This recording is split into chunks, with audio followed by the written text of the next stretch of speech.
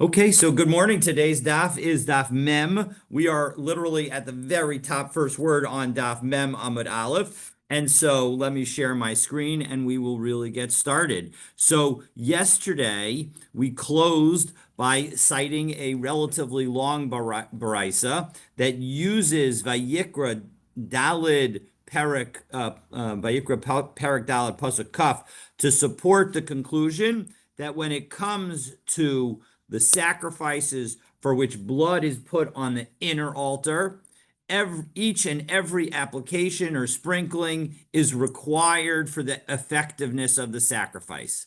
Okay, so that's an important understanding. We're talking about the five different sacrifices that are brought on the inner Mizbeach, where the blood is put on the inner Mizbeach. Those five sacrifices are the bull on Yom Kippur, that's the bull of the Kohen Gadol, the Seir Lashem on Yom Kippur. So those are the two sacrifices on Yom Kippur. And then there is the goats that are used to effect atonement for idolatry. Then there is the bull of a Kohen Gadol who makes a mistake, who issues an improper ruling for himself, and then there is the bull of the communal error, if the Sanhedrin makes an error. So any of those five sacrifices, all of them have application of blood on the inner altar, and therefore, I think I've got the five right. And therefore, if you don't make any of the applications, the blood gets applied to all four corners. If you don't make any of the applications, though, you need to do it all over again. Again, all of these are communal sacrifices. So we had that The brisa. Cohen is that communal that he does for himself? He makes his own Oh, I mistake. guess that it's I mean it's at least for his mishpacha, but I guess it's that one's technically not communal, but the rest of them are communal. You're right. That Yom Kippur one is the first specifically for the Kohen Gadol is not, and I guess the other Kohen Gadol one is you can consider that not communal as well. So to the extent that they're leaders. There's an aspect of community, but you're right that those may not be truly communal offerings. I And mean, the one that's Sair for the Avodah Zarah is a Sair, that's a communal avodah zarah. If it's only like it's an only Ir Nidachat. No, it's not for an iri nidakat. It's if again, if the Sanhedrin issues a ruling that relates to avodah zarah and says that something is permitted, and the community engages in avodah zarah, and then they realize they made a mistake and it was avodah zarah and it's not permitted, that's when you bring that sacrifice. Well, that's a Helam Davar. No, that even you're absolutely right that for any other sin it would be a par alam davar, but for the sin of idolatry, it's instead one of the sirei avodah zarah. Okay, Well, so those are what's the what is this? sacrifices, What's that called? Then it's called, what's the name a of that? sirei avodah zarah. And That that's that's what communal. that's communal. Yes, correct. Okay, so that was what we saw yesterday. We've gone into a little bit more detail than the Bryce itself goes into, but it's important to note those five sacrifices because we're going to be going in all different directions with respect to those five sacrifices over the course of today. So Amar Mar, so you said in the Bryce the following: Ainli elamatan sheva shema akvos b'chol makom, that because it says asa kasher asa, that you do that it was done the way it's done, that taught the fact that we need the seven sprinkling applications that are done on the towards the paroches, that those need to be those are going to be essential because they're always essential. So Hecha, where else are they essential? Obviously, it can't be referring to one of the five things that we're talking about.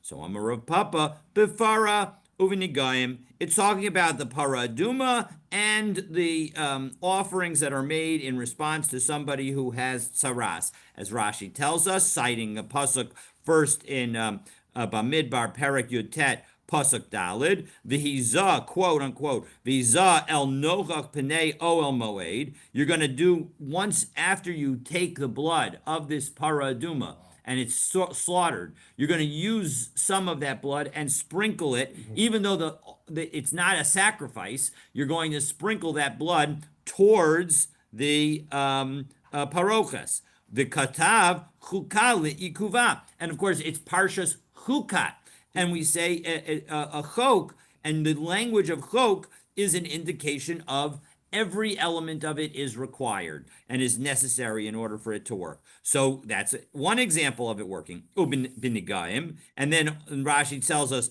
the next Rashi, the top of Mem Amud So Aleph. with the paraduma, they carry the blood from the outside because the No, animal. it was slaughtered inside. Oh, It they was do? slaughtered inside, and then the animal, the whole animal was taken outside to be burned.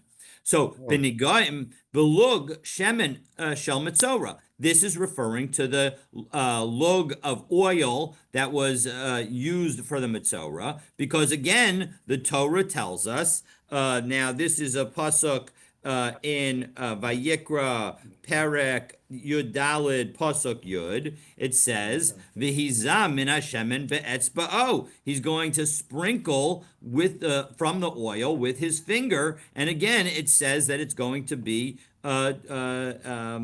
towards the holy of holies. So v'ksiv zos tiyeh Toras HaMetzora. And of course, at the beginning of Parshas Metzora, it says this is the rules of the Metzora. And so as a result, that again, the Kol Havaya, and the fact that it uses the word tihiyah, a being verbs, ikuva, those are an indication of an obligation. And so, the Shita Mekubetzes as the lamed ahead of that, li'ikuva. But the bottom line is that that's also going to be necessary. So that's what we're referring to when we say that there are other cases where the seven sprinklings are going to be required. That's what we're referring to. All right. So matan arba minayin Talmud lomer ken yaseh. So okay. So we know. So then when we say, how do we know about the four applications, right? So after the sprinkling is done towards the parochas, it's then going to have, you're going to apply the blood, the mixture of blood of the, if we're talking about Yom Kippur, the mixture of blood on the corners of the Mizbeach. And so how do I know that that application, and again, all the other applications for the other sacrifices that we've mentioned, are all required? And if you don't do them, it's going to, you're going to need to start all over. So Maishna Matan Zayin. So the Gemara asks, and then we tell, and we answer is because the Torah says, Ken Yaseh. Again, in that pasuk, same pasuk, Vayikra, Perek, Dalid, pasuk Kaf, it says, Ken Yaseh. And so, Maishna Matan Zayin, Diksivan Ukfilan. Well, how come we say that when it comes to Asa Ken Yaseh, and that it applies to the seven sprinklings, and that doubled language applies to it? Matan Dalid Nami Ksivan Ukfilan. If for that also, it said, why not say that the asa ken yaseh applies to it as well? So we're going to. So again, the question is: once we're saying that that we're talking about the sprinklings of the that the language of asa ken yaseh tells us that something is required. Not yes. why not just apply it to everything and say the sprinklings are required and the other blood work is required, namely the putting the blood on the four top corners of the Mizbeach.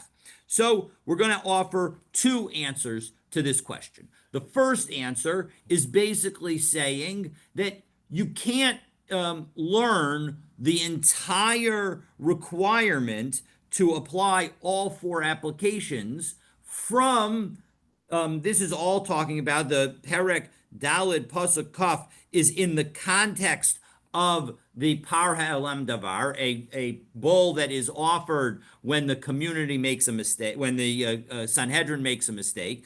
It's not necessarily clear from there, according to the first opinion, first answer that we're going to give, that you need four applications. We might think that you only need two applications.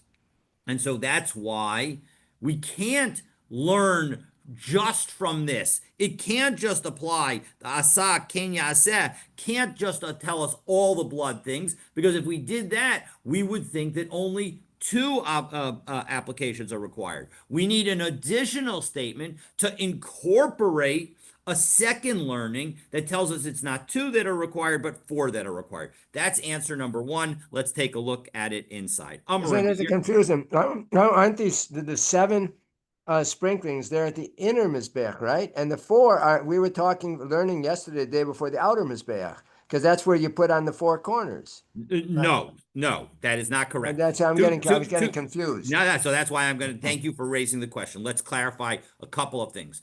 First of all, there are two different locations where the seven sprinklings can happen. On Yom Kippur, there are going to be sprinklings inside the Kodesh HaKodeshim, and actually there will be 8.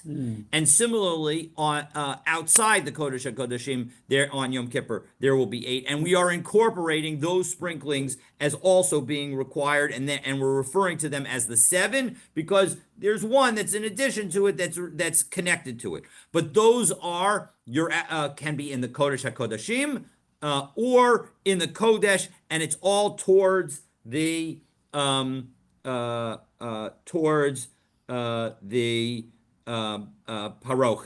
But aren't the parochet inside? Sorry? Aren't the parochet inside the Kodesh Kodeshim?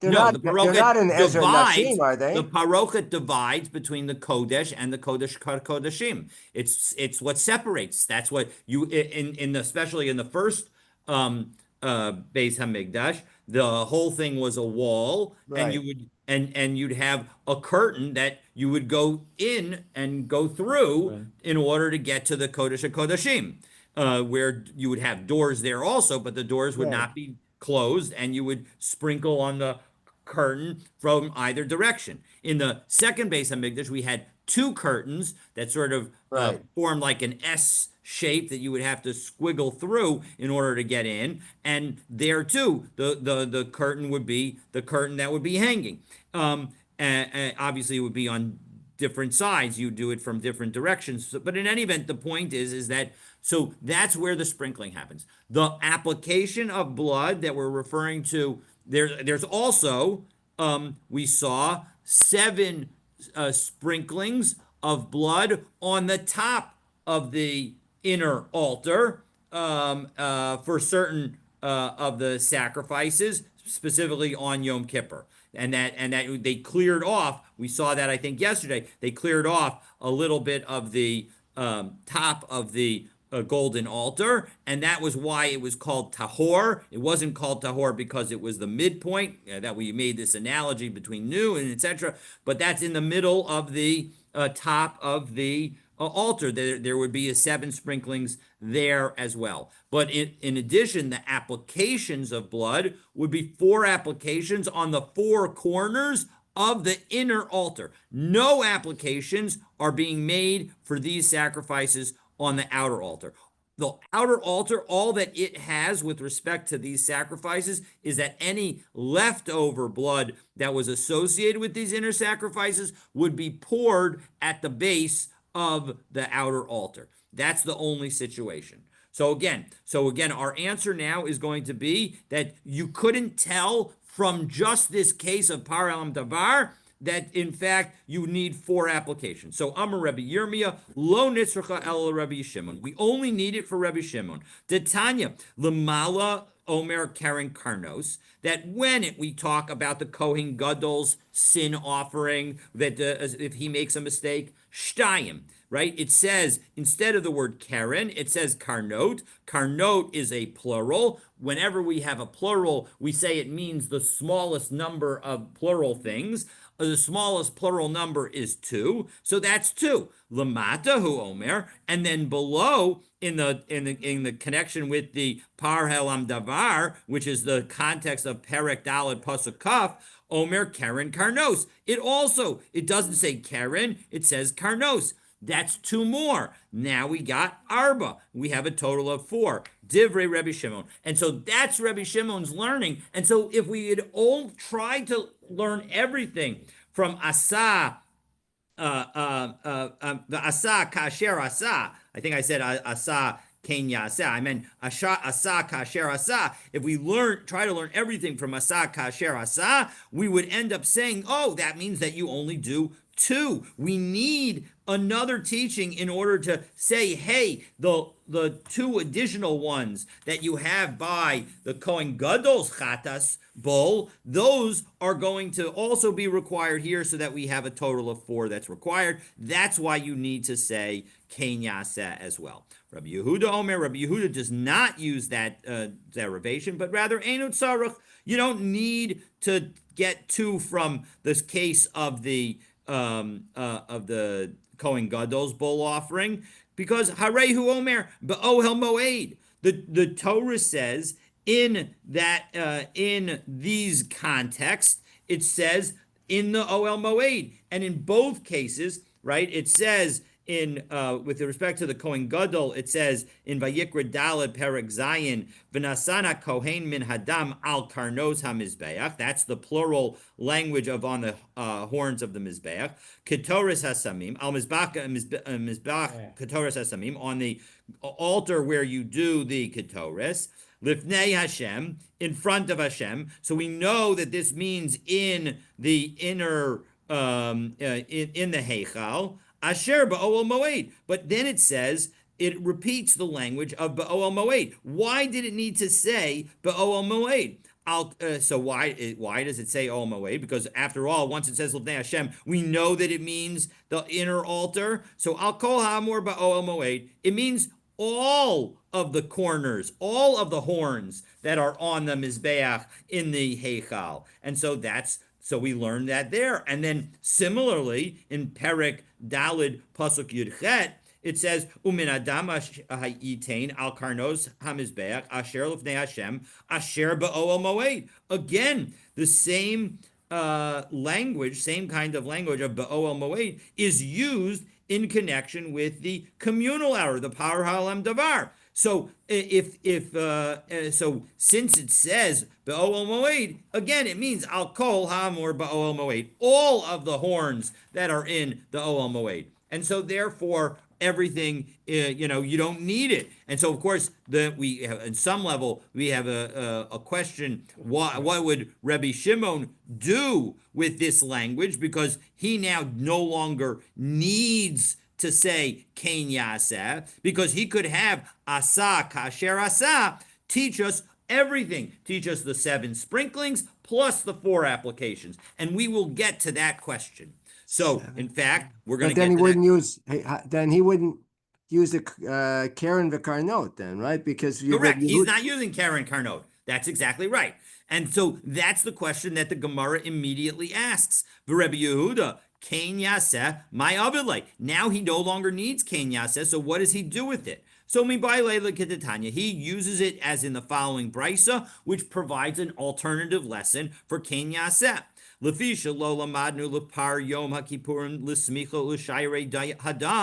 Hey, it never says when it comes to the bull offering, the bull sin offering on Yom Kippur. And you know what? It may be that I was wrong. It's not the Kohen Gadol's bull offering. It is a separate bull offering for the communal sin. But I'm not 100% sure of that. But in any event, the Yom Kippur bull offering, and so that is not, so it is really a communal offering. I think I might have just gotten confused. It's not. There's both a private offering of the Kohen Gadol, but there's also a communal bull offering, and that's the one that we're referring to right now.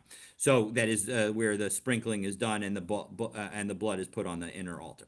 So in connection with that Yom Kippur bull offering. It never explicitly says in the Torah that you need to do smicha, meaning you need to rest your hands on it and put your weight on the animal. And it never says that the leftover blood needs to be poured at the base of the altar. So, minayin, how do I know that those rules also apply to the par on Yom Kippur? Talmud Lomar Ken Yaseh, that just as you have to do with respect to the context of the Par Helam Davar, where these things are mentioned, so too in connection with every other sacrifice where the blood is sprinkled or put on the inner altar, you're going to need to do these things as well.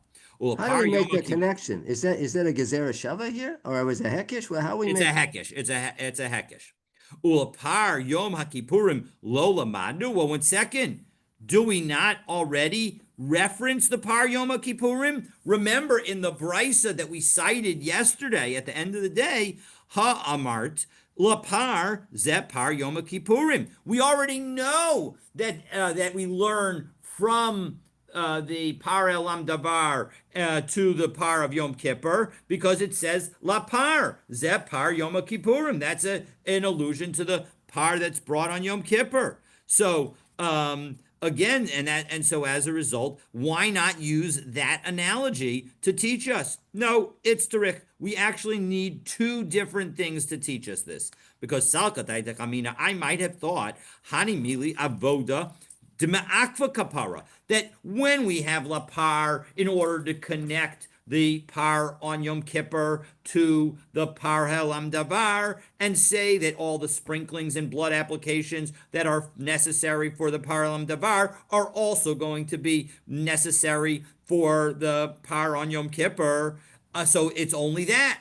Aval avoda deloma akva kapara emalo. But maybe we could distinguish and say, well, look, smicha and the pouring of the shirayim on the outer altar, on the base of the outer altar, those are not required in order to achieve atonement with respect to the inner sacrifices. So maybe they don't also apply to the bull on Yom Kippur. And so that's why we also need to say Ken Yaseh in order to tell us Kamash Malan that they do in fact apply. The Rebbe Shimon, Hai Ba'oel Moed, my Avidle. Okay, so you told me what Rebbe Yehuda does with the language that Rebbe Shimon needed in order to tell us that 4 applications were required. What about the language that Rebbe Yehuda uses to show that there are 4 applications? What does Rebbe Shimon do with that? Rebbe Shimon, Hai Ba'oel Moed, my Avidle. Ba'oel Moed, mi boile she'im nifchasa tikra shel heichal lo hayamazeh. Well, Rabbi Shimon says that when it says Ohel Moed, it means that it's actually a building. It's an Ohel, it's a tent, and it has to have a roof. A tent has a roof. There's a, all right, anyway, I'm not going to.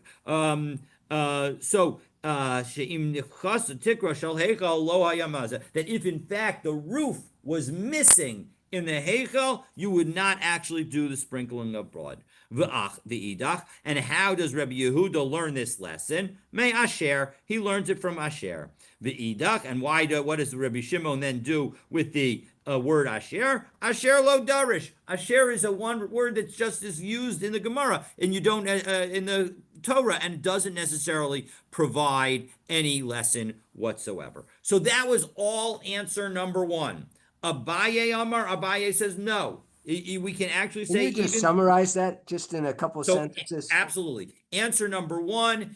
Again, the question was, why not learn from Asa Kasher Asa that everything is required, not just the 7 sprinklings, but even the 4 applications? And the answer is that the language of Asa Kasher Asa is to try and learn from Par Helam Davar to everything else.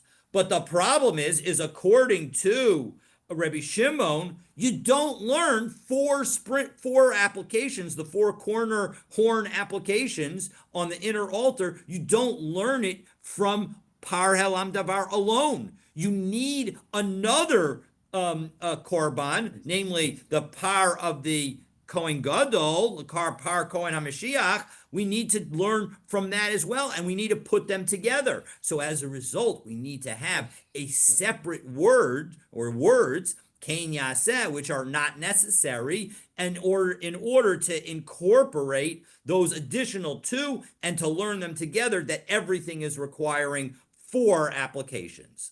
And so that's the answer number 1 as to why we can't just learn everything from Asa Kain Asa, Asa Kasher Asa. So that's first. And Abaye says no. We can actually, even though Rabbi Yehuda says that all 4 applications we learn even from the context of Par Elam Davar alone, we still need to have a separate pasuk, a separate words to say that we're going to use the not only learn about the sprinklings but also to the blood applications. L'Rebbe Yehuda nami itzrich, because salkatay techamina, I might have thought midi dehava asmicha ushayre hadam, that the applications of the blood on the 4 horns, maybe they should be treated like smicha and shayrei adam, meaning that maybe they aren't required. Maybe they're obligated, but if you don't do them, you're not going to undermine the achievement of atonement. Because after all, you have the repetition of the smicha and the pouring of the shirayim on the outer base of the outer altar, and they're not essential. So matan arba nami lo tizakev. Maybe these also would not be. And so as a result, kamash malan, we're going to repeat it. So the point is how do we know how to treat the 4 applications on the 4 corners? And so the answer is by having an additional wording that teaches us from Par Elam Davar to everything else. We then say, oh, it must be that it's required. So that's where we stop. We've answered that question, and now we cite one final segment of we must say that the of the 4 Bryce. applications are required. Is that What? you're saying? We're saying that the 4 applications are required. That's correct. The 4 applications, not only the sprinkling, but also the 4 applications are required. And you can't learn it all together because you don't know which of the things. We know that sprinkling, we have a place elsewhere, namely the cases of the para aduma and the korban and the log shemen of the mitzora. In both those cases, we know that we have 7 things, that the 7 sprinklings that are obligated. So we're going to immediately, the first thing we're going to incorporate in terms of being obligated are all the 7s. All the 7s will be obligated.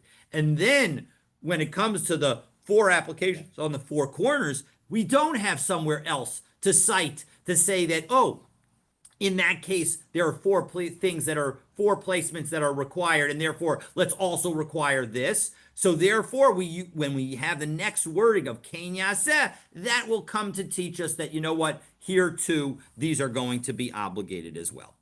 So the Baraisa said, on the inner altar, on the 4 horns of the inner altar, just as there are 4 horns on the outer altar. Obviously, the inner altar is much smaller, but there are 4 horns on the inner altar as well.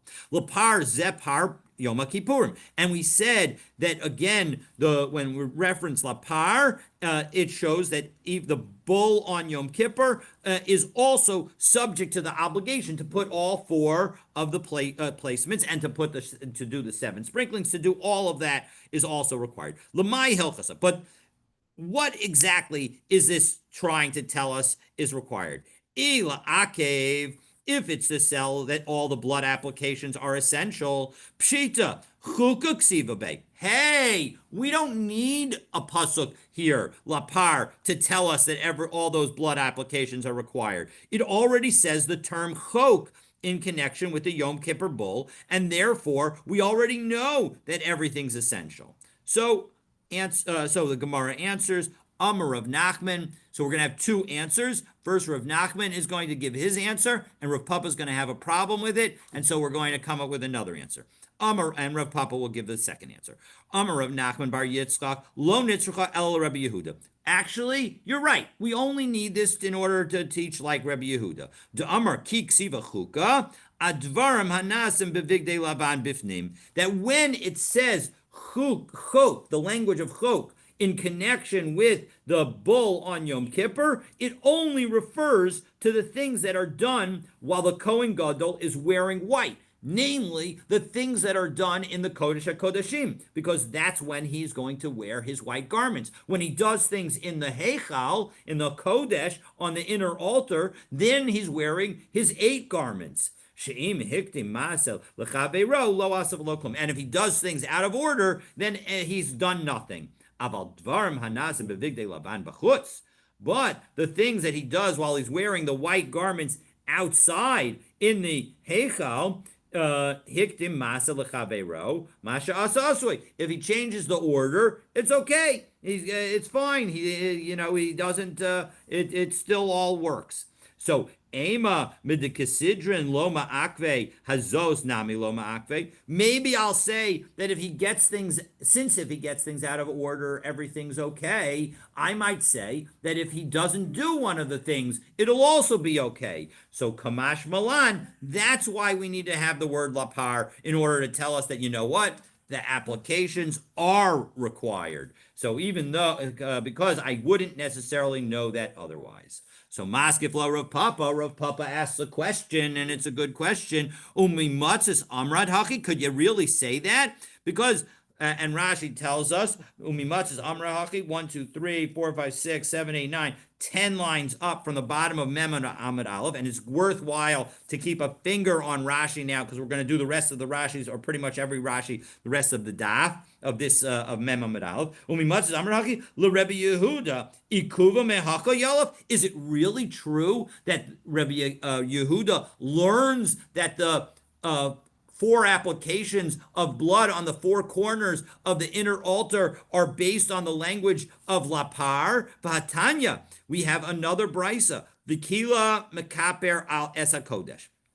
And then when the Kohen has completed the atoning the holies, and that is a pasuk by Yikra Tesvav, Tezayin, pasuk Kaf, and the pasuk is talking about the avoda that involves the sprinkling of the blood of the bull on Yom Kippur and the he-goat of the Yom Kippur, and it's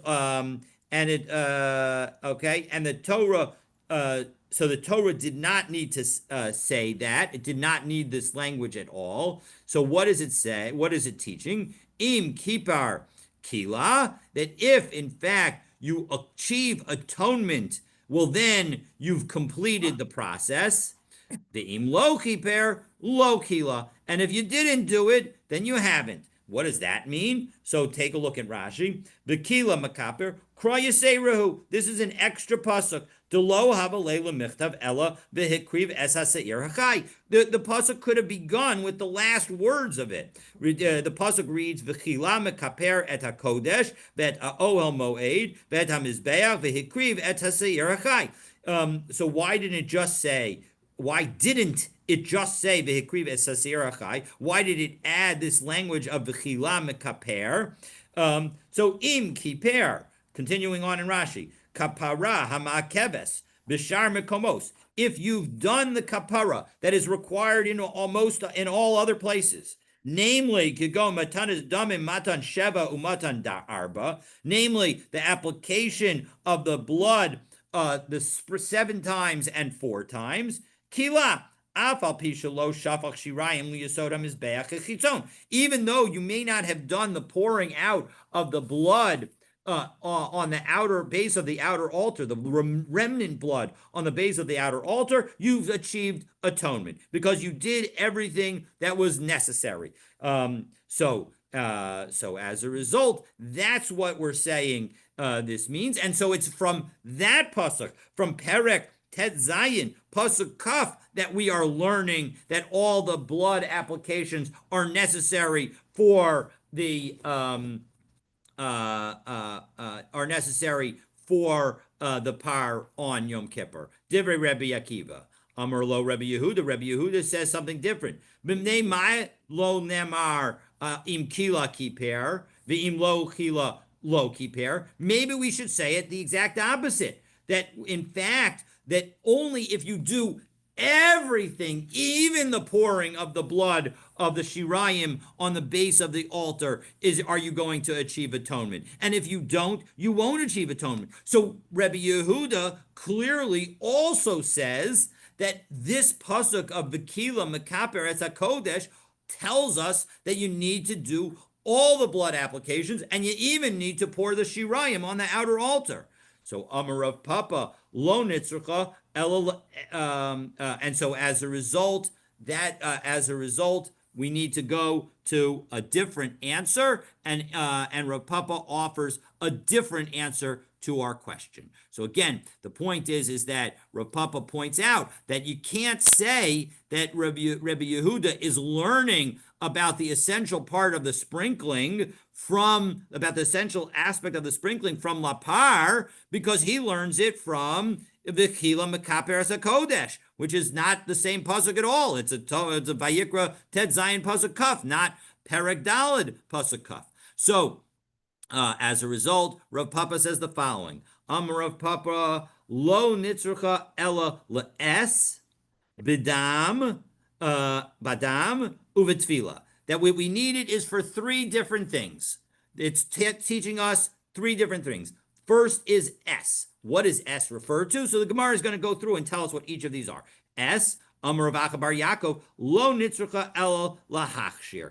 As we turn to Mem Amabet, lahachshir amin shebe'etzba. That what it's telling us is that the S, the word S, is coming to include that if the Kohen who's doing the sprinkling has blisters on his finger, it's okay. It's not going to you might think that it's considered a chatzitza. It interferes with his ability to do the sprinkling and the application of the blood. It does not. So that's point number one, meaning that is true. That S is written elsewhere. It's written in connection with the Kohen Gadol's bull, because it says V'tabal HaKohen Es Etzba'o Badam. And so that S is coming to say that, you know what, and so Lapar is telling us, not only do we say in connection with the Kohen Gadol's chatas, but in connection with every inner chatas, that every inner offering, that not just chatas, but every inner offering, we're going to have that that the sprinkling and the application of the blood, even if the person's finger has a blister on it, is still going to be okay. That's the S. Okay, badam, when it says badam, and that's the pasuk. But it has to be with the finger, right? Yes, I mean, you couldn't say it could be with the toe, or it could be. Correct. Mark, they could use your help. Okay, badam. So badam tells us that's correct. Exactly. You can't use anything else other than a finger. So badam, what does badam teach? Sheyehei badam shiur tvila mikara. That in order to be tovel the finger in the dam, you need to have, from the very beginning, the proper amount of blood in the kli shares. You can't sort of collect a little bit of blood in multiple kli sharesim and then pour them together. You have to collect enough in the initial kli shares, and only then is it going to be sufficient. So that is what you learn from badam. V'taval, and then finally we have the lesson of taval. And so again, not only does that apply to the Kohen, the chatas of the Kohen Gadol, the par Kohen HaMashiach, but it also applies to all the other ones. V'taval, and specifically to the par on Yom Kippur. V'taval v'lo misapeg, and you have to dip your finger. You can't wipe your finger, meaning often if you have, something that's viscous like blood, and it's on on a container, you can just wipe your finger along the container and then apply it wherever you need to apply it, like paint.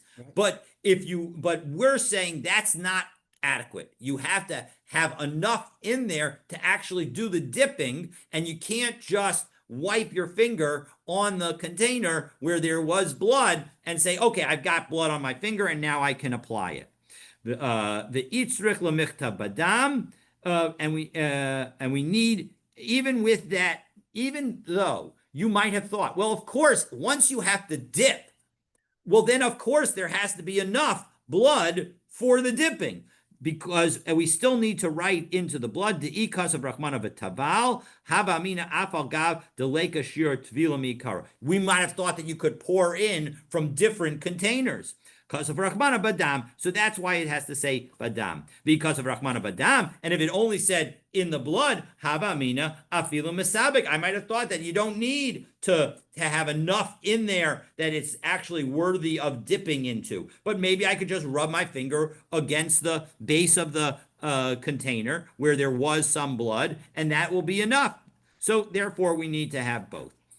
Okay, so having done all that, we just noted since the Gemara is discussing the verses associated with the bulls offered in the Heichal, it explains an aspect of the Kohen Gadol's bull that is referenced in Perek Dalit Pasuk Zayin, because that pasuk references, it says, a Mizbach Ketoras Hasamim. And so the question is, why does it need to refer to that in that way? Why does that language necessary? Because it isn't necessary. So it needs to teach us something. V'nasan hakohen, the pasuk says v'nasan hakohen min hadam. The kohen puts it from that blood. Al karnos mizbach ketoras hasamim, on the altar that for which the ketoras is brought. Lifnei Hashem, in front of Hashem. Well, we already have Lifnei Hashem. Lifnei Hashem is teaching us that it's in the Heichal. So Asher Ba'ol Moed, and we had the Asher Ba'ol Moed. Now, we already learned what we learned from Asher Ba'ol Moed, right? Asher Ba'ol Moed teaches us that you have to have a roof over it. Or, according to Rabbi Yehuda, it teaches us both that you need to have a roof and that all the corners, all the horns on the altar are covered when it says karnot. It means all four. So, but we didn't learn anything from that language of Mizbach Ketoras Hasamim. So lamali. So she'im lo nischanech hamizbeach beketoras hasamim lo hayamazah. Well, it comes to teach you that if in fact that golden altar is replaced, it can't be that the first thing that you offer on it is this sacrifice, because you need to have dedicated it through burning incense on it, which is burned every day on it. And only after you burn the incense, then can you have the sprinkling of blood on it. Okay. So now we're going to returning to the debate between Rav Papa and Rav Nachman. Again, Rav Nachman offered earlier the first answer to a question, and Rav Papa rejected that answer and said that it's based on the es, badam, and dipping. That's what we learned from Lapar to learn about the par on Yom Kippur. So now, having said that, we're going to Gemara now cites a brisa to support Rav Papa. Tanya, what was the question again? The question that was asked was, why does the Torah need to tell us lapar? Because after all, in connection with the par on Yom Kippur, it already tells us, uses the word chok. And so as a result, it uses the word chok. So I would know that everything that's discussed there is required. So how come we need to learn from par helam davar to par on Yom Kippur, to the par on Yom Kippur, to tell me that something is required? We don't need that. We already know that everything is required on par on Yom Kippur. So the answer number one was Rav Nachman, who said, no, when it comes to the par on Yom Kippur, the only thing that we know that the chok tells us is obligated are the things that are done in white in the inner in the Kodesh HaKodeshim. And so as a result, maybe I might have thought that since things could have been done out of order, they could also be done, you could also skip something. No, so the Torah says lapar to tell you can't skip anything. That was answer number one. But the problem was, Rav Papa pointed out that Rebbe Yehuda doesn't learn that lesson from lapar. He learns it from elsewhere. And so as a result, Rav Papa offered an alternative answer. He says, no, what it comes to teach us is that the language of es, badam, and dipping, which are not talked about in connection with par on Yom Kippur, and therefore we wouldn't necessarily know would apply to the par on Yom Kippur. They apply to the par on Yom Kippur based on the word lapar in connection with the par elam davar. Okay, so that was the answer. And so now let's take a look and see, cite a brisa. Now this brisa has questions and answers, etc. So I phrased it in that form on the screen. So Tanya Kavasi de Rav Papa, we have a brisa that teaches just like Rav Papa. And the proof of Rav Papa is going to be from Rebbe, who's the first one to speak in this brisa. Vasa kasher asa. Again, that pasuk it never actually says vasa kasher asa in the pasuk. This is Perek Dalid pasuk Kaf, and it says vasa lapar kasher asa lapar chatas. And it's again referencing that just as you did the par of the sin offering of the Kohen Gadol, so too you do the par of the communal error as well when when the Sanhedrin makes a mistake. So matamud lomar lapar. So we already have asa kasher asa. So what does lapar come to tell us? So according to Rebbe, as we'll see in a moment, lerabot par Yom HaKippurim l'kol masha amur ba'inyan. That when it comes to the par of Yom Kippur, everything that's related to this day, that is related in this context, applies. Divrei Rebbe. And what is everything say, including? As Rashi says, L'chol ha'amar b'inyan. It's the third of the medium lines, of the wide lines at the bottom of Rashi, the third of the bottom, third line down in the wide lines towards the bottom of Rashi. L'chol ha'amar b'inyan hakol b'klal es badam v'tvila. Right, the everything, the language of all incorporates the learning of S, namely that even if you have a blister on your finger, badam, that you need to have enough in there initially in order to do a dipping, and tvila, you need to do dipping. You can't wipe it on the side of the container. So all three of those apply. So that is Rebbe, and that's exactly the way Rav Papa understood things. And so that is completely consistent with Rav Papa, and we have support for Rav Papa. Amar Rabbi Yishmael. Rabbi Yishmael disagrees, and he says, you don't need the word lapar. We could figure this all out from a Kal V'chomer. Now, this Kal V'chomer is a little complicated. We'll go through it slowly, but if we have questions, we'll try and address them at the end so that we can finish, but then we'll go over it again if necessary. So Kal V'chomer. What's the Kal V'chomer? Uma b'makom shelo hushvu karban lekarban hishva ma'asim l'ma'asim. There are times where even though two karbanot are not identical in terms of the species, we are going to say that the obligations associated with them, namely the sprinkling of the blood and the putting of the blood on the Mizbeach, we have to equate them. We're equating two sacrifices, even though they're different animals. So, makom shehishva karban lekarban, in a place where the Torah connects two karbanot that have the same animal, well then, eino din sheyashvim ma'aseh l'maseh. Well then, for sure, we should have a connection that the actions that are required with respect to one are required with respect to the other. So elamat talmud lomer lapar. So as a result, we don't need the Kal V'chomer will already teach us. Now we're going to discuss exactly what that Kal V'chomer is in a moment. But what Rabbi Yishmael is saying is that we don't need the lapar to teach us es, badam, and tvila, but rather lapar can tell us something else. Elamat talmud lomer lapar zepar ha'olam davar shel tzibur, that it refers to itself.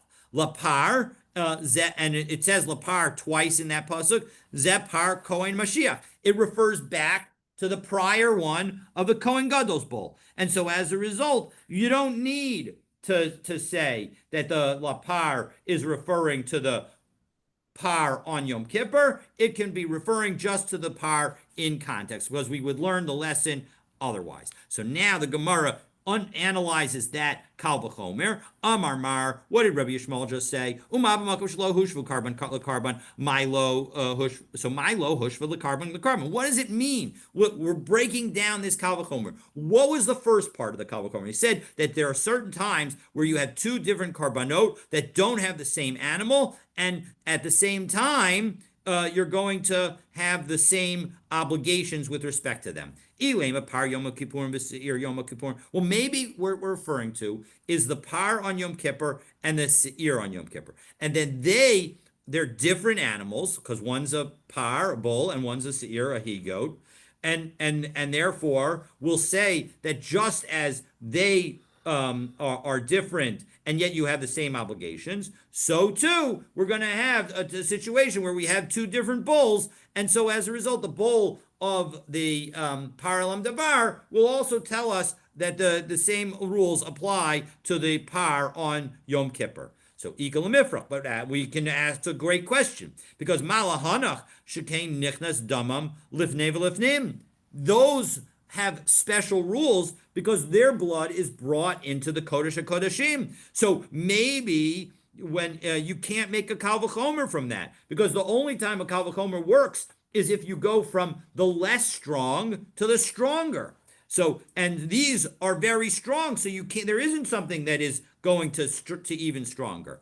Ella paralam davar. So second try, first answer, because the first question we already assumed that it couldn't be. So paralam davar shel tzibur usiirei avodas kochavim. Maybe what we're referring to is the bull of when the community makes a mistake, when namely that the Sanhedrin issued an incorrect ruling, and the goats of doing avodah zarah. Again, all of those are offered. The blood is offered on the inner altar, and we'll say that just as those two have the same obligations with respect to all their services, we'll also connect the par elam davar to the par of Yom Kippur and say that those two also have the same services. No, ikal mifrach, we would still have a question. Malahana shekem mechapern al averas mitzvah yedua. Those, the par helam davar and the seir of avodah zarah, those address specifically known sins. So that can't be the basis of our kal v'chomer, because you wouldn't necessarily know that something that is atoning for an unknown sin or a non-specific sin would also be covered. Ella paralam davar shel tzibor v'seir shel Yom Kippurim. So it's the paralam davar and the seir on Yom Kippur. Now we've combined things that work together great because there isn't anything that's unique to the two of them together. And therefore, we could say, V'haki kamar, and here's what we're saying. You don't have the same animal. One's a bull, one's a he-goat, to high par, v'hai seir. And yet we say that all the procedures have to be identical. So with respect to everything that's written about them. So in another place where we connect two carbons, to high par, v'hai par, namely where they're both bulls, Eino din shehushvu masim lemasim. We of course have to compare. We have to equate the procedures, and therefore va'asalei par Yom Kippurim le'es badam utfilos mipar Kohen HaMashiach. And so we can learn the fact that the Yom Kippur bull is subject to the rules of es and badam and tefillah from the par of the Kohen HaMashiach. That's the par that where those psukim are written. Va'asilei seir Yom Kippurim. And we can also learn that those same rules apply to the goat on Yom Kippur, Misirei Avodas Kochavim Mikal V'Chomer. And we can do the same thing to learn from the goat of Avodah Zarah to the goat of Yom Kippur. But 1 second, are we allowed to do this kind of learning? Because how did we learn that all the rules of the Kohen, the Par Kohen HaMashiach, are applied to Par Elam Davar and to the goats of Avodah Zarah? How do we learn all of that? We learned all of that based on extra words in the pasuk in Perek Dalet pasuk Kaf.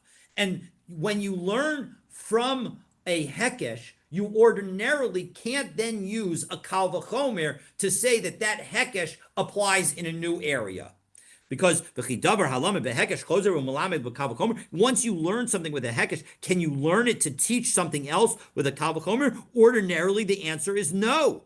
So, but Amar of Papa, Kasavar, Tana, Rabbi Yishmael. No, this is all inconsistent. This is Rabbi Yishmael speaking. And you know what the Tana of Rabbi Yishmael say? They say, Davar halame behekesh, chozer umalam b'kal. You can learn it from a kal v'chomer. So we're not yet finished analyzing our brisa. But for that discussion, you'll have to stay tuned for tomorrow's daf. But we are at the 2 dots, and it's a wonderful place to pause and say good Shabbos. We have to summarize this again. This is getting a little bit very complicated. So let's summarize again. So what we have is this debate between Rebbe and Rabbi Yishmael. Rebbe basically consistent with Rav Papa, consistent with what we've been saying all along. Rabbi Yishmael is what's introducing something new. Right? Rebbe is just saying what Rav Papa said, which is that when we say lapar, we're including referencing the par of Yom Kippur, and having already connected everything else, all the other sacrifices that are done on the inner altar, and already connecting them so that as a result they can apply. We would apply the lessons of Es, Badam, and Tvilah to all of the other ones, to the other 4. So as a result, we're also going to now say lapar, it also applies to the par on Yom Kippur.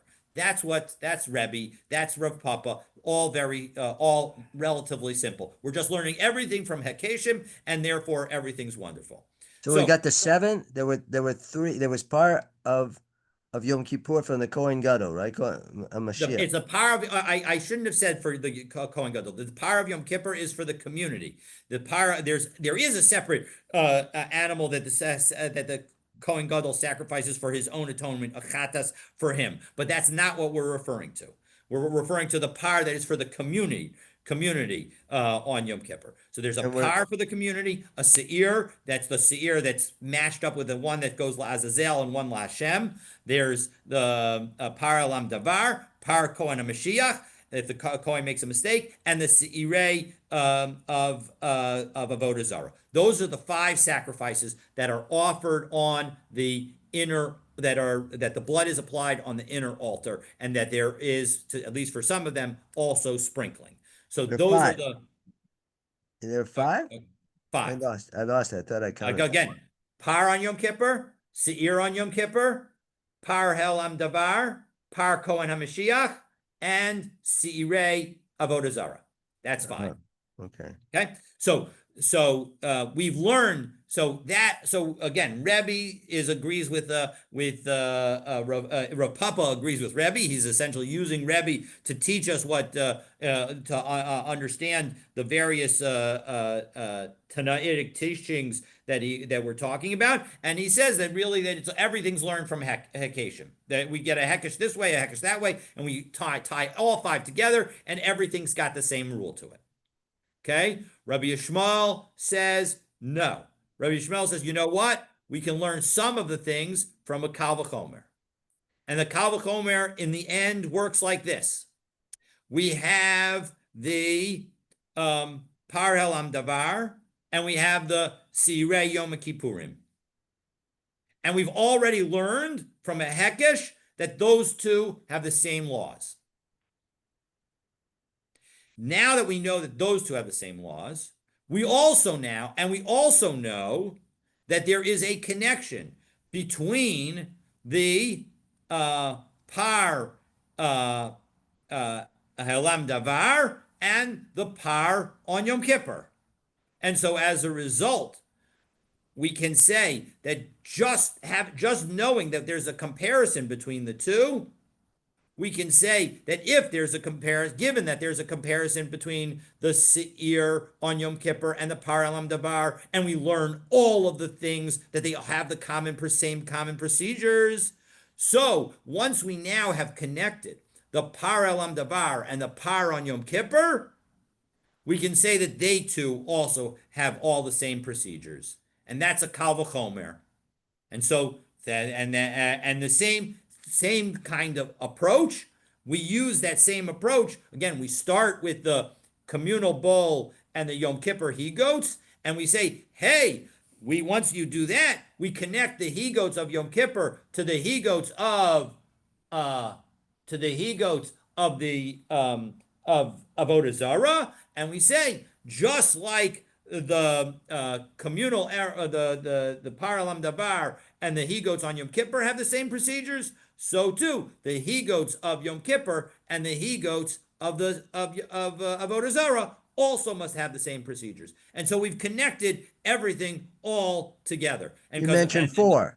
There were and then four the things though. final piece, the final piece is that the pasuk itself connects, and this is where what again Rabbi Yishmael says. The pasuk itself connects the par of Halam Davar with the par Kohen Hamashiach, and now we've got all five.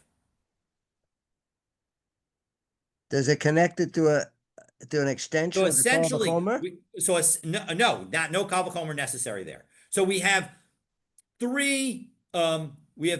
essentially three hekeshim that we have. We have the par helam davar and par Kohen Hamashiach and the Yom Kippur he goats, because it says chatas. So we tie those three together and we say that all three of them have to have the same procedures, and we learn from the then separate connections of par helam davar and par of Yom Kippur, and the he goats of Yom Kippur and the he goats of Avodah Zarah, and we then now have added the last two, and so as a result, all five are taught. And again, the question was, how can you use both, combine this Hekesh plus Kal Vachomer? I thought that doesn't work, and the answer is this is all Rabbi Yishmael, and Rabbi Yishmael does allow this to work. So that's where we conclude. And again, which were those that were used for the Kol Vachomer, the Par Helam Davar, and The starting of the Kal Vachomer is as I understand it is always the Par Helam Davar plus the Seirei Yom Kippurim, those two combined, and then you either go to Seir or to Par. And again, you'll the one of those two will be part of the next step, and then either you're adding Seirei Avodah Zarah or you're adding Par Yom Kippurim.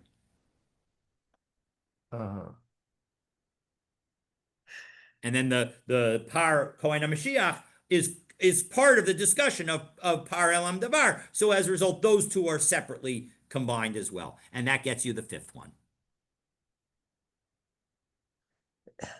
It does seem a little bit convoluted. I mean, you It got does. I see a Kol Vachomer in the middle. It does. And It then does. there's like an extension. Why not like just learn it with 100%? It then does there's an seem extension here, and yeah. there's an I mean, it's on one interesting that side, an extension on the other side. And you're correct. pulling these together to connect with the Kol Vachomer, which is the base.